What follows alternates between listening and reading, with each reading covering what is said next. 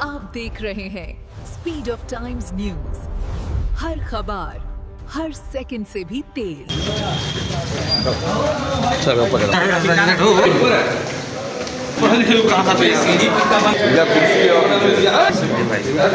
क्या संसद की स्थिति कब होगा ये? देखिए, इसमें भी वही तारीख पे तारीख वाला सवाल है। शिक्षा मित्रों का मुद्दा कब से चला आ रहा है। उनकी सैलरी 35,000 थी, 35,000 से घटा के 10,000 कर दी गई। कितने शिक्षा मित्र ऐसे हैं जिनकी मौत हो चुकी है। सिर मुड़वा के हमारी शिक्षा मित्र महिलाओं ने प्रदर्शन किया सरकार के खिलाफ, लेकिन उनकी कोई सुनने वाला नहीं है। आपकी पार्टी तो हम क्या योजना है इस संबंध में? आउटसोर्सिंग लोगों को भी अभी तक हो जाना चाहिए, जैसा मुख्यमंत्री जी ने एक निर्देश भी जारी किया था, विधानसभा में कहा था। बहुत सारे, देखिए, सफाई कर्मी हैं, शिक्षा मित्र हैं, आशा बहुए हैं, आंगनबाड़ी हैं। काशी प्रांत की बैठक थी आम आदमी पार्टी की, जिसमें हमारे उत्तर प्रदेश के सह प्रभारी और जो काशी प्रांत के संगठन का काम देख रहे हैं, दिल्ली के 3 बार के विधायक अनिल झा जी उस बैठक में थे। पवन तिवारी जी हमारे प्रांत के अध्यक्ष और उत्तर प्रदेश के निवर्तमान प्रदेश के अध्यक्ष भाई सभाजीत सिंह जी, हमारे जिला अध्यक्ष कैलाश पटेल जी, मुकेश जी, देवकान जी, मनीष जी, इन सब की उपस्थिति में आज बैठक हुई और ये तय हुआ कि तीसरे चरण की पदयात्रा मिर्जापुर में शहीद उद्यान से लेके वाराणसी, काशी में सारनाथ तक की जाएगी। ये लगभग 90 से 100 किलोमीटर की यात्रा है जो रूट पूरा तय हुआ है, और 16 जनवरी से लेके 22 जनवरी तक ये पदयात्रा होगी। और इसमें प्रधानमंत्री जी का संसदीय क्षेत्र है, इसलिए एक जो सबसे ज्वलंत मुद्दा है उत्तर प्रदेश का, रोजगार का, वो रोजगार का मुद्दा हमने अपने पदयात्रा का मुद्दा रखा है। हमारा नारा है, रोजगार दो, सामाजिक न्याय दो। जब हम रोजगार दो की बात करते हैं तो इसमें हम बात करते हैं आंगनबाड़ी से कार्यकर्त्री जो है, जिनको उनका मानदेय नहीं मिलता, रोजगार सेवक हैं, आशा बहुए हैं, शिक्षा मित्र हैं, अटेवा पेंशन की डिमांड करने वाले लोग हैं, यानी अपने अधिकार के लिए जो लोग लड़ाई लड़ रहे हैं। एक तो वो वर्ग है, और दूसरा जो हमारा नौजवान है, जिसको तारीख पे तारीख मिलती है। एक नौकरी निकली, पेपर लीक हुआ, हाई कोर्ट सुप्रीम कोर्ट से स्टे हुआ, फिर वो मेहनत करता है, दूसरी नौकरी निकली, फिर पेपर लीक हुआ, एक के बाद दूसरा पेपर लीक, दूसरे के बाद तीसरा पेपर लीक। उत्तर प्रदेश का नौजवान आज बेरोजगारी के कारण त्राहि त्राहि कर रहा है। और जब हमने प्रयागराज में पहली यात्रा का समापन किया था, उस समय वहां के नौजवानों ने बताया था कि बहुत सारे नौजवानों ने आत्महत्या की है बेरोजगारी के कारण। इतना बड़ा मुद्दा बेरोजगारी का है। जब हम बेरोजगारी की बात करते हैं तो हम प्रधानमंत्री जी के संसदीय क्षेत्र में आने वाले बुनकर समाज के लोगों की भी बात करते हैं, जो आज बेरोजगारी की मार झेल रहे हैं। लघु उद्योग, कुटीर उद्योग से जुड़े हुए लोग, उनके भी हम रोजगार की बात करते हैं। तो पहला मुद्दा हमारा रोजगार दो है, और दूसरा मुद्दा सामाजिक न्याय दो। अगर हम ये कहते हैं तो अभी पिछले दिनों जिस तरह से आरक्षण खाया गया पिछड़े वर्ग के लोगों का शिक्षक की भर्तियों में, पीएल की टीम है केकेआर, उसमें कुछ बांग्लादेशी प्लेयर को खरीदा है शाहरुख खान ने। मुस्तफिजुर रहमान नाम है उस प्लेयर का, 9 करोड़ में खरीदा है। जिस तरीके से भारत में हिंदुओं के मतलब जो हिंदुओं का हत्या हो रही है बांग्लादेश में। मैं देवकी नंदन ठाकुर जी के साथ, मैं पूरा नाम लेके बोलता हूँ, मैं बाबा देवकी नंदन ठाकुर जी के साथ और जो विधायक हैं जिन्होंने बयान दिया है उनके साथ, या जो भी लोग ऐसे मत के हैं, उन सब के साथ प्रधानमंत्री जी के घर के सामने धरना देने को तैयार हूँ।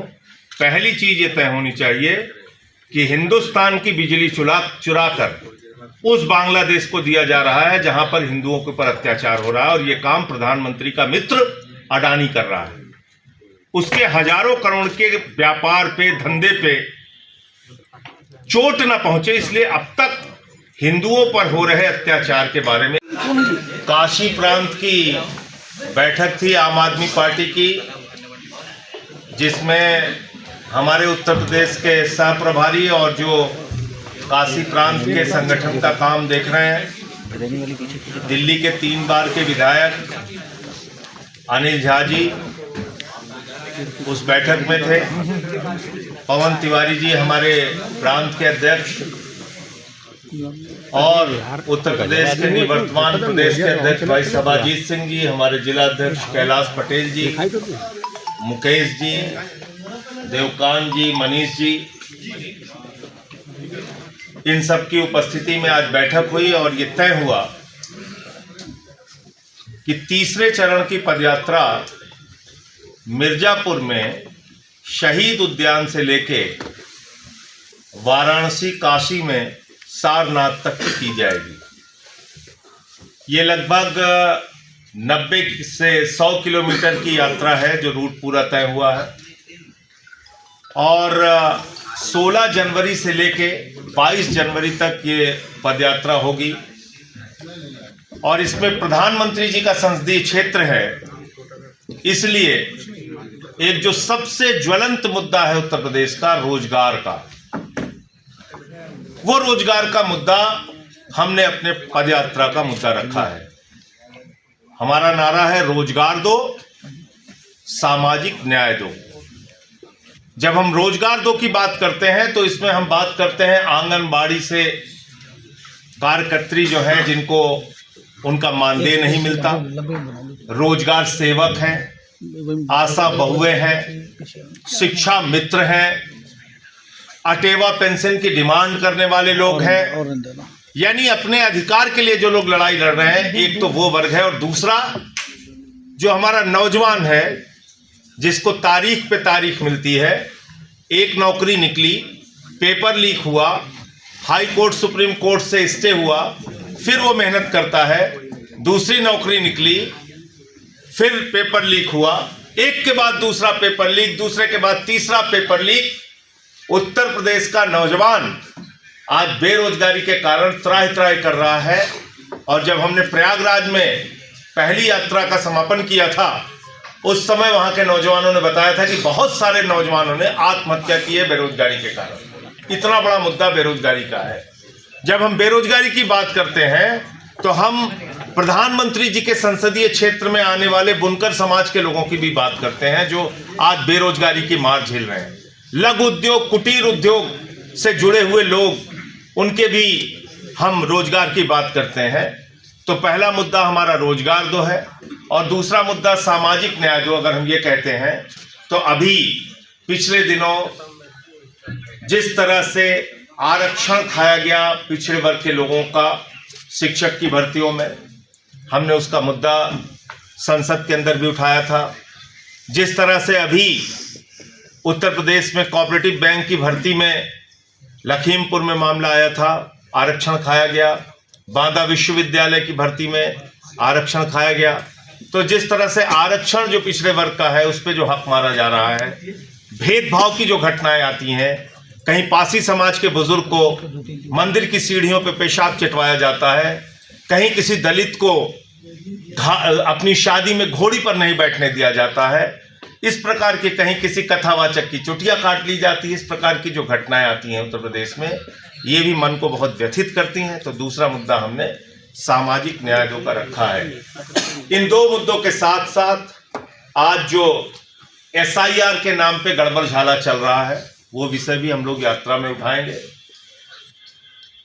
हमने पहली जो यात्रा की थी रोजगार दो, सामाजिक न्याय दो, फिर हमने वह यात्रा की रामपुर से अमरोहा, वोट बचाओ संविधान बचाओ। तो वोट बचाओ की जब हम बात करते हैं, मैं बहुत हैरान हूं और मीडिया के मित्रों को जरूर इस पे ध्यान देना चाहिए।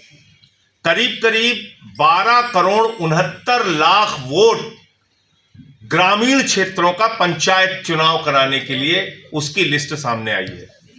12 करोड़ 69 लाख वोट की। ध्यान से सुनिएगा, ये किसने तैयार की? राज्य निर्वाचन आयोग ने किससे तैयार करवाई? राज्य सरकार यानी कि योगी सरकार के कर्मचारियों से। इसमें कौन से मतदाता कवर हुए?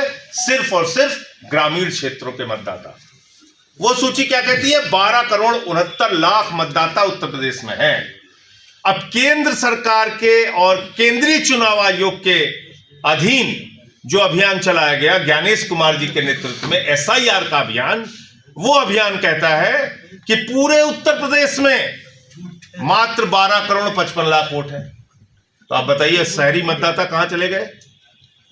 जो ग्रामीण मतदाता 12,69,00,000 है और इनके पूरे उत्तर प्रदेश के मतदाता 12,55,00,000 है, तो फिर तो ये बहुत बड़ी गड़बड़ी का मामला है। आपने 1,26,00,000 लोगों को उत्तर प्रदेश में रख दिया कि वो यहां से शिफ्टेड की कैटेगरी में है, यानी उत्तर प्रदेश छोड़ के चले गए। आपने ये बताया कि उन 1,26,00,000 लोगों में से गाजीपुर का रहने वाला, बलिया का रहने वाला, बनारस का रहने वाला, सुल्तानपुर, फैजाबाद, आजमगढ़ का रहने वाला जो आदमी अहमदाबाद, मुंबई में रह रहा है, वहां का वोटर है या अपने गांव का वोटर है? वहां का वोटर है या अपने जिले का वोटर है? वहां का वोटर है या अपने शहर का वोटर है? अगर उसको आपने यहां मतदाता सूची से बाहर कर दिया